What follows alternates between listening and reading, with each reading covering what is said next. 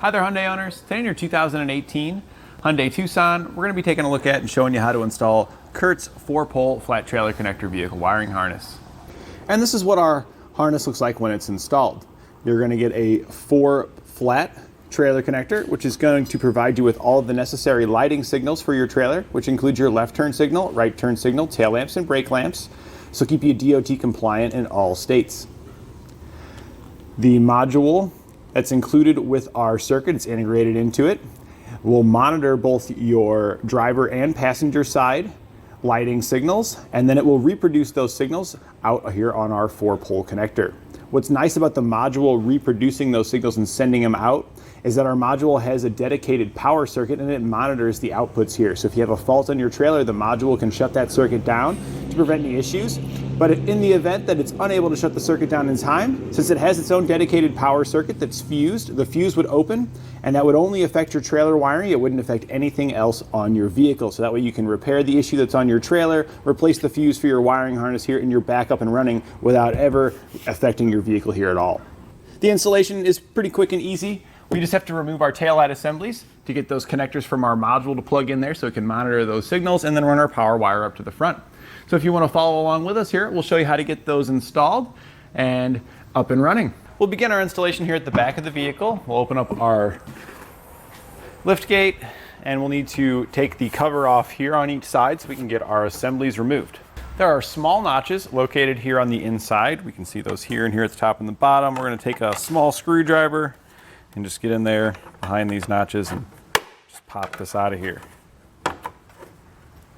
After you pop it out just a little bit, we're going to be pulling it rearward because it has those slots to pull it out. You just got to pop it out to get the little ears there released. Behind this, it's going to reveal the fasteners that holds our taillight assembly in. We'll grab our 10mm socket. We're going to remove both of these.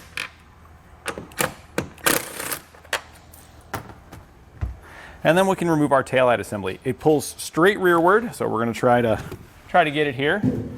Just kind of give it a little bit of a, not hitting it real hard, just kind of a slight little tap there with the palm of my hand to distribute that force going rear, and that'll get it to come out of the little tabs there.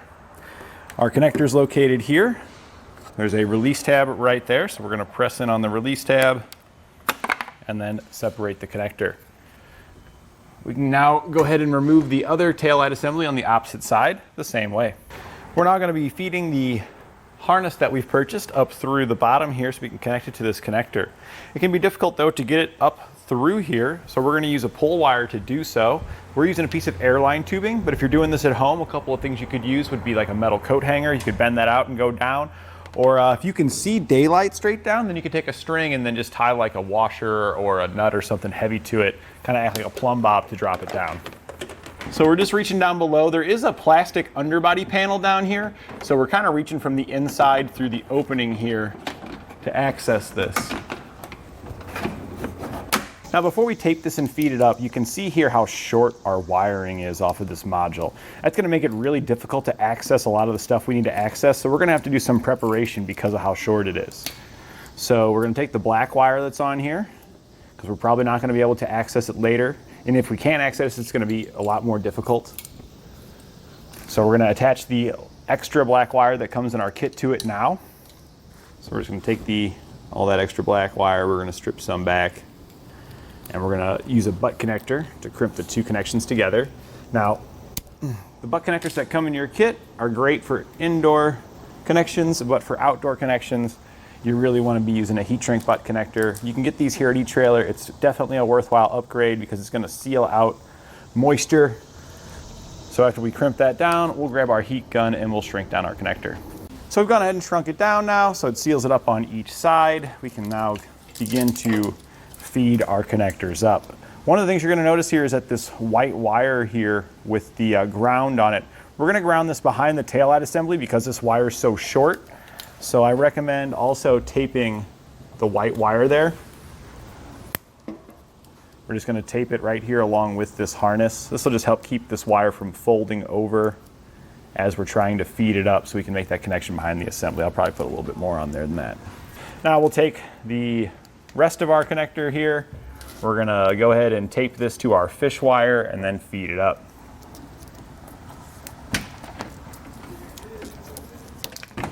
And now we're just going to use this pull wire to get our components fed up behind that assembly there. And then once you get real close to the top there, you'll want to make sure you grab it and work it around the opening here so we can get this all pulled up. And this is pretty much what we're looking for here. We're going to go ahead and connect the female connector to the male one here. So this is our factory connector plugging into the new harness connector that we fed up.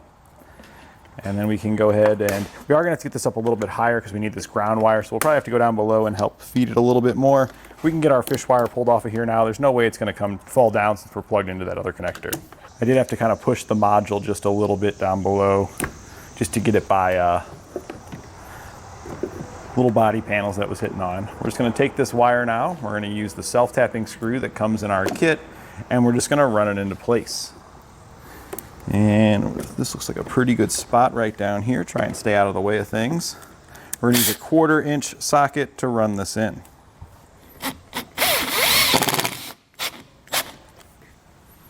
So I always like to give it a little push, make sure that we're making a good connection, that I can't move it. We can also take our other connector now from our module. We're going to plug this into our taillight assembly. And then we can reinstall this assembly here. Just tuck that extra wire over there. Line up any of our attachment points. And then we'll go ahead and put our fasteners back in and run that down to hold it in place. And we can also put our cover back into place as well. So our wiring comes out through here. We're going to have to take the green wire here and we're going to route it across to the other side, and we need to secure our module.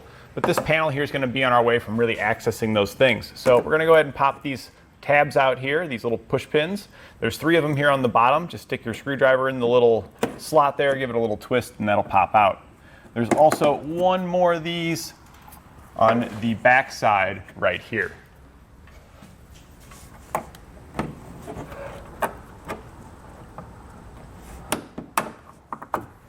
Now that you've got those removed, the panel just pulls down out of there.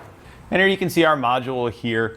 We're going to take the double-sided adhesive pad and some alcohol. We're going to clean up the area here where it's nice and flat. After we clean that up, we'll stick our module on it. We do want to make sure that our wiring is faced down towards the bottom. You're probably not going to be able to see anything while I'm putting that in place because what you can see here, my hand's going to take up the entire shot when I put it in place. But the main goal is to have the wires coming out of the bottom and the module stuck to the inside of that panel there. We then just took the green wire with the same connectors on it. We routed it over towards the passenger side and used the same pull wire trick to get it pulled up here. Now, unlike the other side that you didn't get hardly any wire, on this side we got quite a bit of excess. So we're going to take a zip tie here and zip tie up our wiring because we don't want it to fall back down because our exhaust is there, and we routed it across the back of the bumper. And if this wire falls down, it could kind of get some slack in it and it may touch against your exhaust. So that's why we want to hold that up. This little bit of excess here we can just poke down in there. It's never going to reach the exhaust from there. So we're just going to plug this in to the vehicle, plug our taillight assembly in, basically the same thing that we did over on the driver's side, we're just going to be doing over here now. And then we'll just reinstall this side now. So here we can see our wiring coming up our module. Our green wire we routed across all the way, and remember we had zip tied it up top to make sure that it stays taut and can't fall down from there. We also routed our 4-way flat connector towards the center here as well. Just kind of followed the green wire, and we're going to be securing this one to the hitch at about this location. The black wire that we had connected to extend before needs to route up into our engine compartment to connect to our battery. So we just route it, making sure to avoid anything excessively hot like our exhaust. So we zip tie it here to ensure that the wire can't kind of get over that way. We go up above our suspension because we also want to avoid any moving components like our suspension here, so we stay above that. We hit our fuel tank here, so we just kind of route it above all those hoses, and then we go around the fuel tank. Once we get around the fuel tank, you'll have a cover that's located right here. We actually poke the wire above the cover. There's a fastener here and another one here. We just use our 10mm socket to temporarily remove those so we could pull it down to get a little gap. And we just poke the wire in there and then just put those screws back up. You can see the wire right here on the other side. We just kind of feed it up along there. And then once we get to this location here, we did our fish wire pull trick once again so that way we can pull it up top. So we can go ahead and head back up top now and we'll pull this up.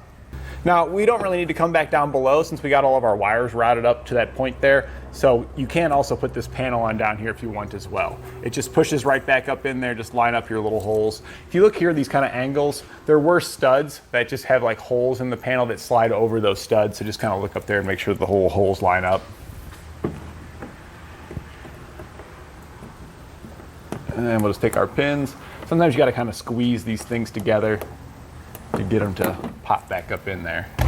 So here we are up top. This is where we kind of fed our fish wire down. Just pulling our wire up.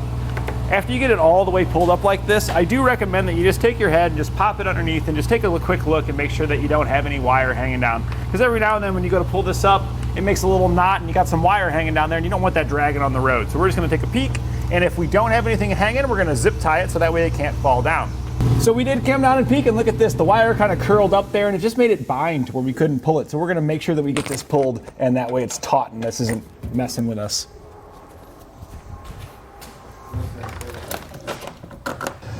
We've gone ahead and taken that black wire now. We just routed it around over towards our battery positive. We trimmed off the excess. We used a heat shrink butt connector once again, because this is outside the vehicle, to protect it. We connected to the fuse harness that comes in our kit. The other side of our fuse harness connects to the ring terminal that comes in your kit, so just crimp that on. Then we use our 10mm socket once again to remove this nut. We'll slide our ring terminal on and then reinstall the nut. Once you've got that done, then you can open up your fuse harness and install your fuse. I do recommend not installing the fuse until you've got it all connected, so that way when you're working with it, you don't have any potential live wires. I did also modify the cover here right at the back. Just took my little snips, and I just cut a little snip on each side, and I took my razor knife and just cleaned it up there. That'll ensure that our connector that's right here will allow the full pass through and allow our cover to close.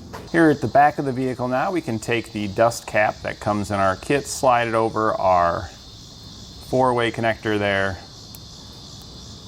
and then we can just slide it right around our hitch and snap it into place. That'll hold it up. But you can see here we're kind of wanting to lean towards that exhaust, so we're going to go ahead and grab a zip tie now, and we're going to make sure that we zip tie our wiring here onto our hitch to ensure that it does not go back and touch that exhaust there.